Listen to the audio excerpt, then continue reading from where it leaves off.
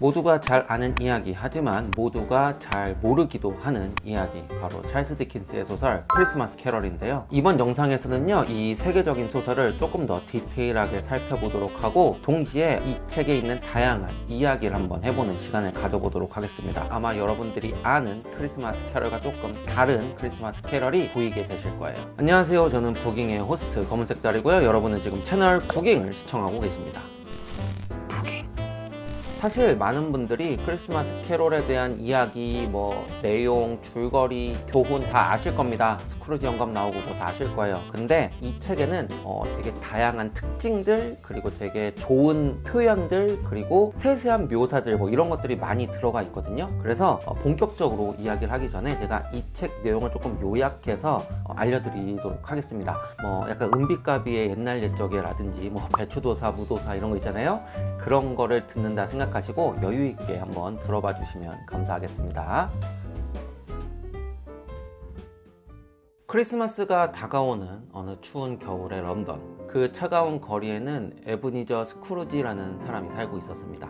그는 엄청난 구두쇠였고요. 직원들에게 월급도 아주 적게 주고 기부라고는 하지 않는 정말 말 그대로 구두쇠 영감이었죠. 특히 크리스마스에 대한 냉소적인 태도는 거리에서 아주 유명했습니다. 메리 크리스마스? 참, 헛소리 하고 있네. 그러던 크리스마스 전야, 스크루지는 죽은 동업자 제이콥 말리의 유령을 만납니다. 사슬에 묶인 비참한 모습의 말리는 스크루지에게 경고합니다. 너도 나처럼 되지 않으려면 삶의 방식이 변해야 해. 오늘 밤 3명의 유령이 널 찾아올 거야.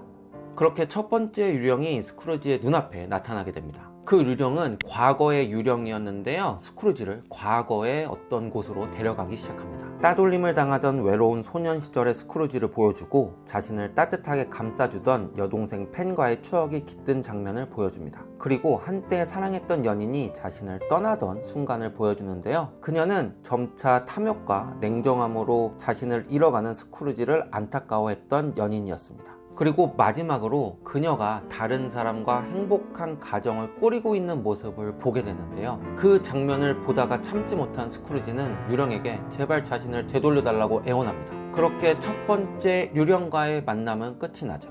그 다음 두 번째 만난 유령은 현재의 유령이었습니다. 그 유령은 스크루지를 현재의 어떤 공간으로 데려가는데요, 크리스마스를 아주 즐겁게 보내는 시민들 틈을 지나서 한 집안으로 들어가게 됩니다. 그 집에는 자신의 직원인 밥 크레치시 있었는데요, 밥의 가족은 가난하지만 크리스마스의 기쁨으로 가득 찬 모습을 보여줍니다. 특히 병약한 아들 팀이 있었는데요, 그 팀 역시 메리 크리스마스를 외치면서 아주 행복한 크리스마스를 보내고 있었죠.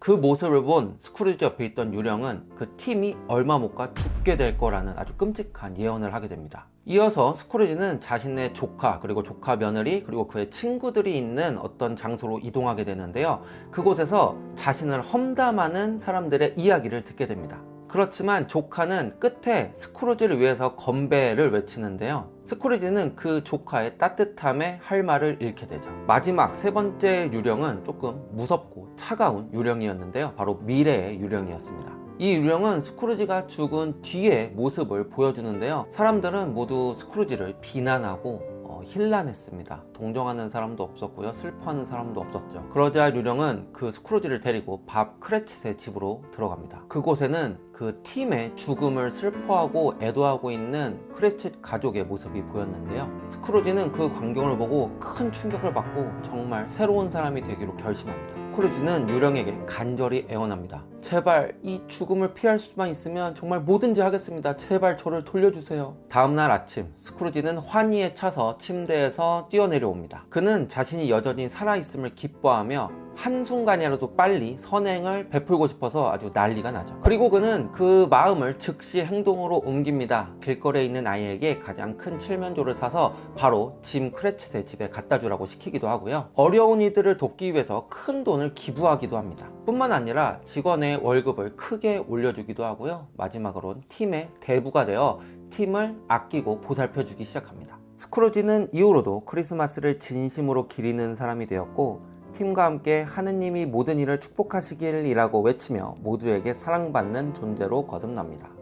여러분 어떠셨나요? 여러분들이 알던 그 이야기가 조금 더 디테일하게 되니까 이야기가 조금 풍성해지는 느낌이 들진 않으셨나요? 근데 여기서 끝이 아닙니다. 지금부터 이 책이 갖고 있는 그 특장점들에 대해서 이야기해 보도록 하겠습니다.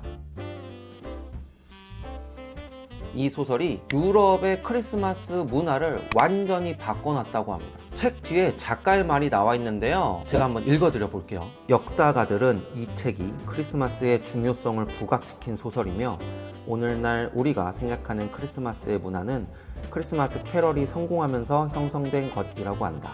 디킨스는 크리스마스를 가족 중심으로 이루어지는 풍성한 축제로 생각했고 그 견해가 확산되는 데에 크리스마스 캐럴이 큰 공헌을 했다고 봐도 무방할 것이다. 가족들과 모여서 식사를 하고 서로의 존재를 축복하고 마음을 나누고 선물을 주고받는 그 따뜻하고 사랑스러운 크리스마스의 그 이상적인 이미지가 바로 이 책에서 출발한 것이라고 합니다. 이 내용을 알고 나서 이 소설을 읽어보면 이 크리스마스 캐럴이란 소설에 담긴 그 온기가 훨씬 더 크고 따뜻하게 느껴질 겁니다.